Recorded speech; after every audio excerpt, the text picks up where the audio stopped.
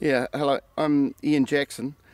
I live at Hunter on a family farm. I'm fourth generation here. Dad's family, mother's family settled here in 1906. It's a coastal rolling downs property in South Canterbury, 15 kilometres from Waimate and about 10 kilometres from the sea. The property is 290 hectares. I've been farming here for almost 30 years now, having taken over from my father. He initially planted trees in those really rough gorse-prone areas. We grow gorse really well here. The block of Douglas fir up there that's not too bad. They're over 40 years old. They struggle a little on the clay ground. They grow right on the gravels.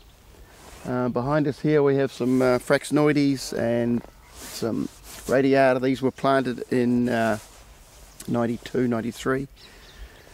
The property is 290 hectares. I run sheep and cattle, about 12 to 1500 breeding ewes, and a bull beef operation where we have about 400 bulls, winter about 400 bulls, and fatten those probably through 2 winters. So trees on the farm, where do they fit? They fit in the rougher areas. Farm Forestry Association I joined in 1985, I think, from memory. It's quite a long time ago. I started going to conferences in 1990. I got involved in the South Canterbury branch as secretary and then as president in the 90s. And then I got involved in, I joined the national executive in 2002. So I've been on the national executive for 10 or 11 years, and this year become national president. I see the association as being an important cog in the wheel of forestry in New Zealand. We represent the small forest grower, and we get the message out to farmers and lifestyle block growers about the importance of trees in the landscape for all sorts of reasons, economic reasons, for environmental reasons. Right, the environmental being, for riparian plantings, for shelter. Shelter is important in Canterbury, mid-Canterbury especially, and in Southland where for cooler weather, for lambing, for shearing, for cows. At these field days you can see what to do, but also more importantly is what not to do. What we're very good at showing warts and all, because there's an awful lot of things in farming and in forestry that don't work. And it's important to know what not to do as what to do and how to do it properly. Everybody's got examples of things that didn't really work very well, but hopefully they didn't do it again and try and But if you can see what does work really well in your particular area, you can go and apply it at home, and hopefully it's a shortcut to doing things better. And that's what farm forestry has always been about, is trying to get the species that grow well in that particular area and produce good results and ultimately good timber and a good return. And you have all those good benefits along the way and enhance your physical environment on your farm. Radiata pine. It may be boring, it may be not very sexy, but it is the basis of our industry. In economic terms, it's pretty hard to go past because it does grow in a wide range of areas. It's growing on some pretty dry, gravelly ground here. These were planted in 95, so they're 17 years old. I think these were GF 17s or 19s or something. The form here is pretty reasonable. They should be a crop in probably in 30 years. And to get anything else to grow that quickly and of a reasonable form is probably reasonably difficult. One of the benefits of trees in the colder area, well I guess most of New Zealand really, is for stock shelter.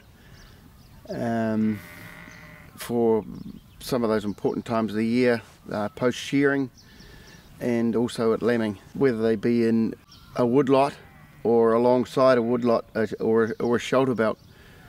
It's always nice to see a lamb, a ewe and a lamb under some trees somewhere, and if she'd have been out in the open, those two lambs may have been dead.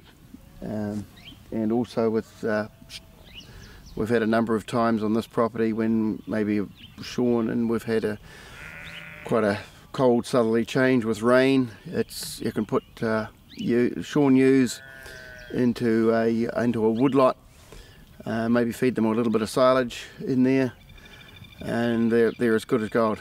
The dairying is becoming, well, it is huge in this area now. Dairy farmers tend to clear all the trees, but cows require shelter too from those cold winds.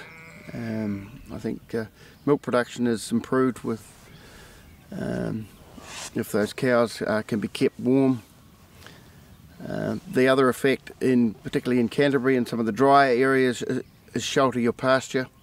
Where trees fit on farms in South Canterbury, because every area is a little different than others.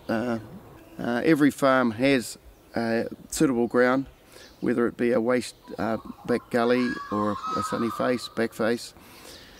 Here trees have been, I've always enjoyed growing trees. I like growing things.